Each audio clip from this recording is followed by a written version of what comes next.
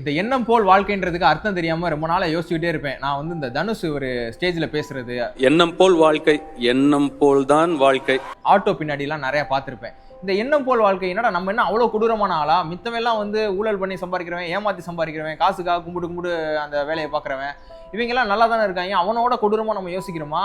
அந்த எண்ணம் போல் வாழ்க்கைன்னா அப்ப அதான அர்த்தம்.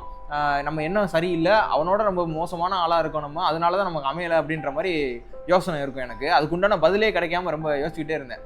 இப்போ அதுக்குண்டான ஒரு தெளிவு கிடைச்சிருக்கு எனக்கு. அதை பற்றி நான் ஷேர் பண்ணுறேன். நான் என்னோட சின்ன வயசில் காலேஜ் டேஸ்லாம் வந்து ஒரு சில பேரண்ட்ஸு, மற்றவங்க என்னோட பேரண்ட்ஸை தவிர்த்து அவங்க கேட்பாங்க, what is your aim in life, உனக்கு என்ன ஆகணும் ஆசை அப்படின்னு கேட்கும்போது எனக்கு வந்து யூனிஃபார்ம் சர்வீஸில் போகணும், ஒரு ஐபிஎஸ் டிஎஸ்பி அந்த ரேஞ்சில் போகணும் அப்படின்றது ஆசை அப்படின்னு சொல்லுவேன். உண்மையாகவே எனக்கு அந்த ஆசை இருந்தது. ஆசைன்னு சொல்ல முடியாது, வெறியாகவே இருந்தது. அதுக்காக ரொம்ப கஷ்டமும் பட்டேன், முயற்சி பண்ணேன். ஆனால் அதில் ஒரு படி கூட என்னால் எடுத்து வைக்க முடியல. அது இன்னைக்கு கிடைச்சிருந்தது அப்படின்னா அதில் சர்வே பண்ணியிருப்பேன்னு கேட்டிங்கன்னா அது தெரியல. ஏன்னா எனக்குன்னு சில திறமைகள் இருந்தாலும் சில குறைகள் இருக்க தான் செய்யுது. அந்த குறைகள் வந்து கண்டிப்பாக அந்த வேலையை வந்து செய்ய வச்சிருக்காது. முன்கோபமாக இருக்கிறது, எடுத்த கோத்தன்னு ஒரு முடிவு எடுக்கிறது, ஒரு இடத்துல வந்து அந்த பொறுமையாக ஹேண்டில் பண்ணுற இடத்துல ஒன்று அந்த இடத்துல நின்று அதை ஃபேஸ் பண்ணி போகணும். நான் வந்து ஒன்று அதுலேருந்து அமைதியாக கடந்து போவேன், இல்லைன்னா சண்டை போட்டு போவேன். இந்த மாதிரி சொல்லிக்கிட்டே போகலாம். எனக்கு குறைகள்னு சொல்லணும்னா ஒரு சில குறைகள் சொல்லலாம், நிறைகள்னு சொல்லலாம், சொல்லிக்கிட்டே போகலாம். ஆனால் எங்கள் அம்மாட்ட மட்டும் நான் வந்து என்றைக்குமே ஒரு நம்பிக்கை கொடுக்கவே மாட்டேன். எப்படின்னா, எங்கள் அம்மா என்கிட்ட கேட்பாங்க, உனக்கு என்ன ஆகணும்னு ஆசை அப்படின்னு. எல்லா பிள்ளைகளும் சொல்லுது, அது டாக்டர் ஆனுது, அது கலெக்டர் ஆனுது, அது அதுவானுது, நீ என்னடா ஆனுன்னா, அம்மா எனக்கு தெரியலம்மா, ஜாலியாக இருக்கணும், ஜாலியாக தான் சார் இருக்கணும். காலப்போக்கில் போவோம், அது எப்படி கூட்டிகிட்டு போகுதோ அப்படி போவோம்.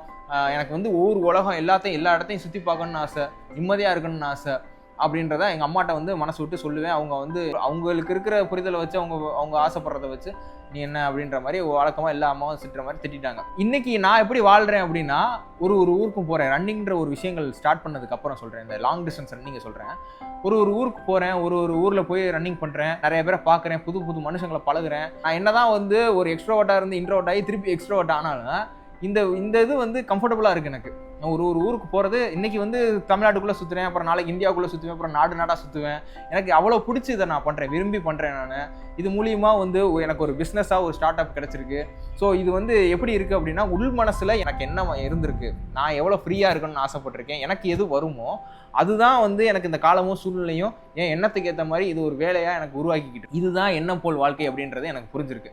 ஸோ இதனால் நீங்கள் வந்து நான் என்ன சொல்ல வரேன்னா, ரன்னிங் தான் போங்க அப்படின்னு சொல்ல வரல. ஏதாச்சும் ஒரு ஸ்போர்ட், ஜிம்முக்கு போகலாம், ரன்னிங் போகலாம், இல்லை உங்களுக்கு பிடிச்ச ஸ்போர்ட் எதுனாலும் பண்ணலாம். இந்த கூட்டமாக சேர்ந்து விளையாடுறது மட்டும் நான் பண்ண மாட்டேன். ஏன்னா அந்த கிரிக்கெட் விளையாடுறதா இருக்கட்டும், ஃபுட்பாலு, இல்லை மித்த கேம், வாலிபால், இந்த மாதிரி விளையாடுறதா இருக்கட்டும், இவங்க என்னமோ ஃப்ரெண்ட்ஸோட தான் போய் விளையாடுவோம். இன்டர்நேஷனல் மேட்ச் விளையாடுற மாதிரி ஒரு பால் விட்டோம்னாலும் ஓவராக கற்றுவாங்க. அது மட்டும் நான் செய்கிறது கிடையாது. அது ஜாலிக்காக போய் விளையாடுறது கிடையாது.